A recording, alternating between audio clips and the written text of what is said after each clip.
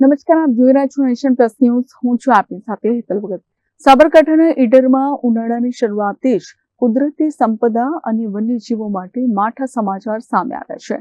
ઈડરના ગંભીરપુરા નજીક આવેલા ડુંગરોમાં અચાનક ભીષણ આગ ફાટી નીકળી હતી. ઈડરનો ગંભીરપુરા નજીક આવેલો ડુંગરો દીપડા અને મોર અને અનેક પક્ષીઓનું કુદરતી નિવાસસ્થાન છે. ભીષણ આગને કારણે આ વન્ય પ્રાણીઓના જીવ જોખમમાં મુકાયા હતા. રહેણાંક વિસ્તારની નજીક લાગેલી આ આગને પગલે સ્થાનિકોમાં ફફડાટ વ્યાપ્યો હતો. ઘટનાની જાણ થતાં જ ઈડર ફાયર બ્રિગેડની ટીમ ઘટનાસ્થળે પહોંચી હતી અને આગ પર કાબુ મેળવવા માટે યુદ્ધના ધોરણે પ્રયાસો શરૂ કર્યા હતા. હાઈવે રોડ પર ધુમાડાના ગોટે ગોટા છવાઈ જવાથી વિઝિબિલિટી ઓછી થઈ ગઈ હતી, જેના કારણે વાહન ચાલકોને ભારે મુશ્કેલી પડી હતી. આશ્ચર્યની વાત તો એ છે કે આટલી ગંભીર ઘટના છતાં ફોરેસ્ટ વિભાગના અધિકારીઓ હજુ કુંભકર્ણની નિંદ્રામાં હોય તેમ જણાઈ રહ્યું છે.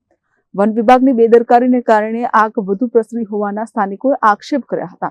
જો કે આગ લાગવા પાછળનું ચોક્કસ કારણ હજુ સુધી જાણી શકાયું નથી, પરંતુ શોર્ટ સર્કિટ અથવા કોઈની બેદરકારી હોવાની આશંકા સેવાઈ રહી છે. Jitendra Solanki, nation plus news, Sabarkantha. સમાચારોના સતત અપડેટ મેળવવા માટે અમારી નેશન પ્લસ ન્યૂઝની યુટ્યુબ ચેનલને સબસ્ક્રાઇબ કરો, બેલ આઇકન દબાવો અને જોડાયેલા રહો ફેસબુક, ઇન્સ્ટાગ્રામ અને ટ્વિટર પર.